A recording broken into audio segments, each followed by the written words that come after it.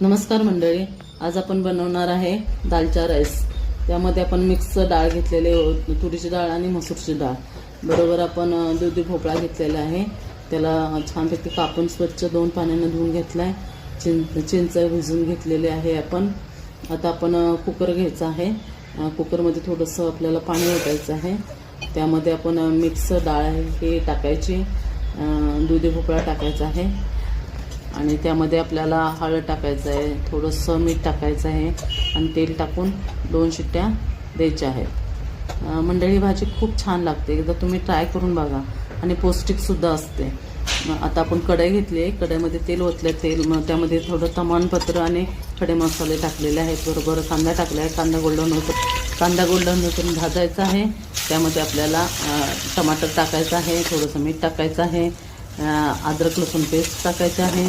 त्यामध्ये आपल्याला मसाल्यामध्ये आपल्याला हळद टाकायची आहे, मिरची पावडर टाकायची आहे, धनिया पावडर टाकायचे, सांबार मसाला टाकायचा आहे।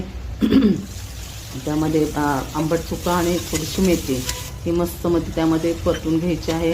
वरून आपलं चिंचेचा कोळ टाकायचा आहे। थोडेसे आपलं 5-10 मिनटं वाफ काढून घ्यायचे। चांगले भाज्या शिजल्या की नंतर शिजवलेले त्यामध्ये आपल्याला डाळ ओतायची आहे। त्याच्यावरती आपल्याला दालचा मसाला टाकायचा। आता आपण त्याच्यावरती कोथिंबीर आणि पुदिना टाकायचा आणि आपला दालचा तयार झाला। आता आपण राईस बनवण्यासाठी कुकर घेऊया। कुकरमध्ये तेल टाकूया। त्यामध्ये खडे मसाले, तमालपत्र, जिरं हे सगळं घालून आपण मस्तमध्ये त्यामध्ये कांदा घालायचा। कांदा गोल्डन होईपर्यंत भाजून घ्यायचा। भाजून घ्यायचा आहे। त्यामध्ये हिरवी मिरची टाकायची आहे। त्यामध्ये हिरवी मिरची घालायची आणि लसूण अद्रकची पेस्ट घालायची आहे आणि आपण अर्धा तास भिजत घातलेला तांदूळ घालायचा आहे। हा तांदूळ कोलम आहे।